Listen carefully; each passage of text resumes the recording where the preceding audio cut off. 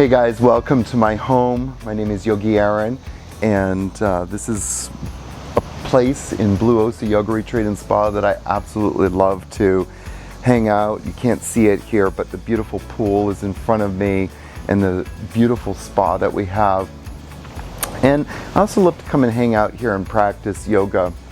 One of my favorite yoga practices is handstands. And handstands, a lot of people are really afraid of them. But what I hope to do is give you some more confidence so that you can actually start to practice handstand and have a little bit more fun with it. I think that one of the reasons why so many people are afraid of handstands is because they're just not physiologically prepared. And I mean in the body, that muscles are not actually working. And when muscles don't work, we don't have confidence to use our body. I know that as I've gotten older, even sometimes negotiating stairs is like a little interesting to me, especially after I broke my femur bone in half. So it's taken me many years to regain that confidence and be able to have that confidence that when I'm walking downstairs or doing anything in life, such as handstands, that I now have the tools to make sure that my body is adequately prepared. So I want to just give you a few tips and hacks on how to start to activate the muscles in the body. You can just see that I'm kind of just sitting down here. You can just sit down. Have the legs, if you can, a little less than 90 degrees. So you can just kind of see that I've got my legs out a little bit to decrease the stress on the joints and the muscles around here. We're going to do a little bit of muscle activation for the shoulders. And then we're going to do a little simple hack to practice handstand right here. Now, full disclosure, I am not the greatest person at handstand. However, I really love to practice it a lot. And one of the reasons why I love to practice handstand is because A, I just feel really good when I do it. And B, I just sense and feel a lot more vitality in the body. It really does get the blood pumping through you.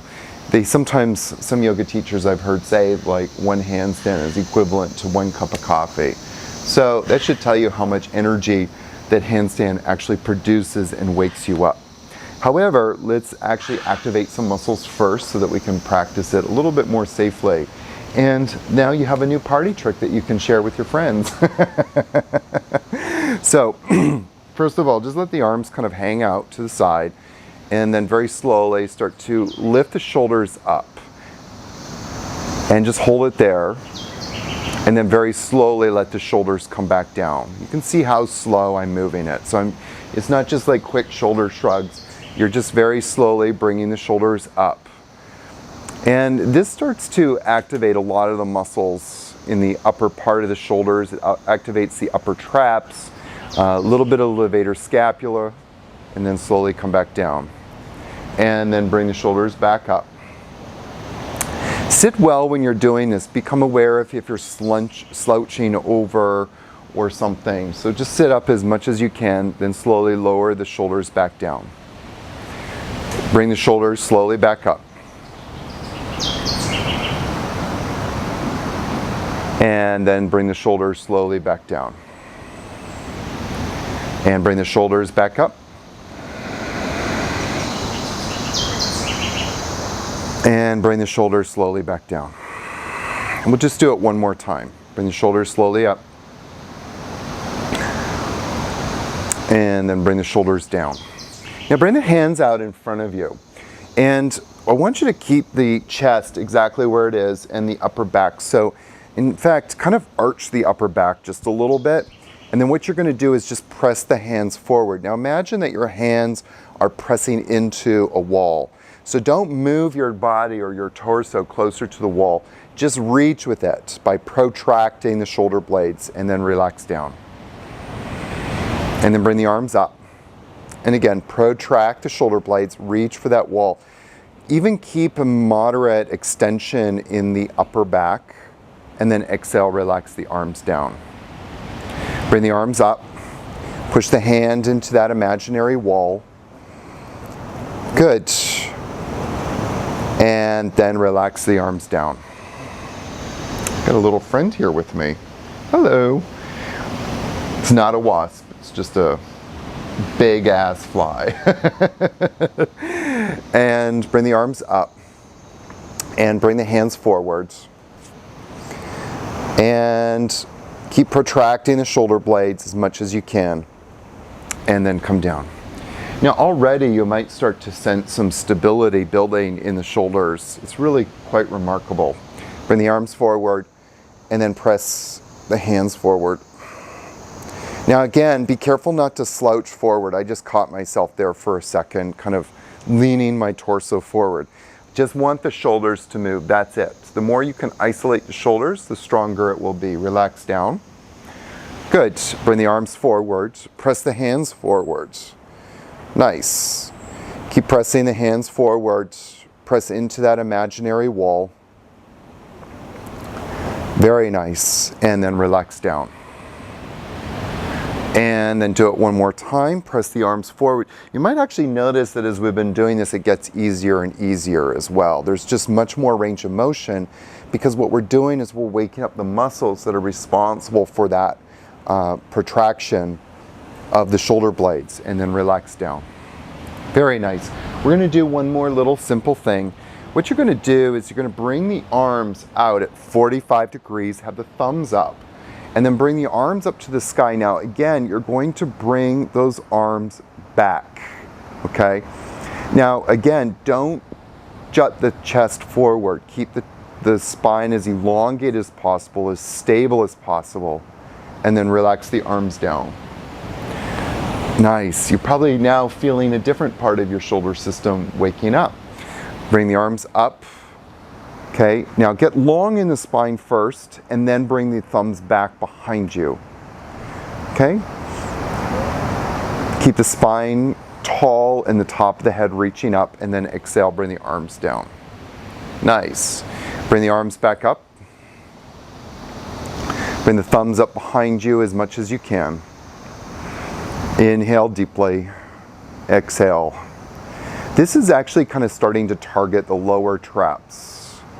And the lower traps, and then relax down, are really responsible for maintaining, they do a few things, but one of them is maintaining scapular stability. A lot of shoulder injuries happen because people's shoulder blades are not stable. They're moving through different ranges of motion with no stability. The job of muscles is always to move bones and to maintain stability of the bones and joints. If those muscles aren't working, you don't have stability, and then that always leads to injury and pain. Bring the arms up and bring the hands behind you. So we want to maintain that muscular connection, that neuromuscular connection to the muscles, so that when we are starting to need them as we come up into in handstand, that we actually have that stability in our joints and in our bones. Relax the arms down. We're going to just do it one more time. Bring the arms up. Good. Keeping the spine as tall and elongated as possible, the top of the head reaching up towards the sky.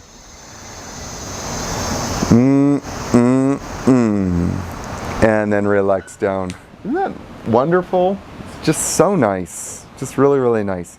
All right, we're going to do one more little ditty before we start. And this is to activate the core.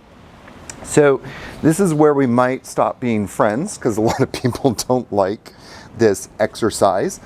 But what you're going to do is you're going to bring your forearms to the floor, to the ground, and come up into plank. But I'm going to set it up and cue it a little bit differently than what you might have done before, to really begin to target the transverse abdominis. This is so important. The transverse abs feel like they're engaging, because if they're not engaging, it makes your handstand, again, unstable, and instability always leads to injury, always. So bring the forearms down to the ground and bring your knees back. Okay, now lift the chest and heart and then round the back. Lift the chest and heart and then come out of that extension, come out of that lift just a little bit. Bring the pubic bone forwards and then lift the knees off the ground. Let the hips dip just a little bit. Press the heels back, lift your thighs up, and then bring the knees down. Take a deep breath in and exhale out. Very good. Maintain that spine neutral. Lift the chest a little bit, just a little bit. And then lift the knees off the ground. Let the hips dip a little bit. Energize the legs up. Press the heels back. Squeeze the sides of the belly. Push up between the shoulder blades. And then bring the knees down. Take a breath in. And exhale out. Do it again. Lift the knees up. Squeeze the navel into the spine.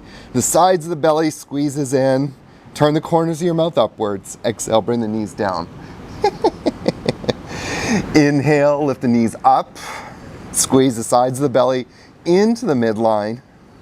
Beautiful. Bring the knees down. And lift the knees up. Let the hips dip a little bit. Energize the legs up. Bring the chest forward. And then let the knees come down. Very nice. We'll do it 2 more times. Lift the knees up. Hips down. Squeeze the sides of the belly in. Very good. Now if you want to just challenge yourself, come up onto your hands. Squeeze the belly. Come back down onto your elbows. And then bring the knees down. Didn't expect that coming, did you? Let the knees come up. Squeeze the sides of the belly in. Let's do it one more time. Come up onto your hands. And then come on onto your elbows. And bring the knees down. Nice. Don't you just feel good doing that? Isn't that just wonderful? It's like, wow, all of a sudden I feel like a new body. Yeah, even the colors look different now. All right, so now we're going to practice our handstand, and it's going to be a lot easier than you might think it is. So what we're going to do first is come on to all fours. Bring the hands a little bit more forward than you normally do, and then come into downward dog. Now downward dog really sets up handstand beautifully. Feel free to bend the knees, by the way. You don't have to keep the legs straight. What's really nice here is to feel the sense of extension in the spine. All right. So once you practice downward dog for a little bit, maybe take another plank and exhale back into downward dog. Nice. And then you want to make sure you have a chair that's stabilized maybe against the wall, and bring your balls or your toes, the inside of your toes up there, and just step up. Now I'm kind of taking a different kind of downward dog, but you can start to slowly walk your hands in until you come into like an L pose. Lift the hips up towards the sky, squeeze the sides of the belly in. You feel stable and strong. And then if you want to, you can start to press the heel up, one foot, lower down, press the heel up of the other foot, straightening the leg, and then down. And then bring the knees down to the ground and just sit back onto your heels. Please don't take child's pose. Child's pose, as you will find out in stop stretching, is one of the worst poses that you can do. So we don't want to do child's pose. It undoes all of the muscle activation work that we do. That's it. That's a very simple way to begin practicing handstand. Please, when you do handstand, just don't go into it cold. Make sure you do some of these muscle activations. There's a lot of other postures that we can do to help prepare the body. Those are some really just simple hacks that I just gave you. And if you do those, you'll feel a lot more stable. If you feel stable, you're going to feel more confident. As you feel more confident, you can begin to practice these poses such as handstand and have fun with it. Have fun with the props that are around you. You don't have to always do it up against a wall. You can do handstand in so many different variations. The goal isn't to get to handstand. The goal is to have fun. Remember that. Laugh at yourself. Laugh when you fall down.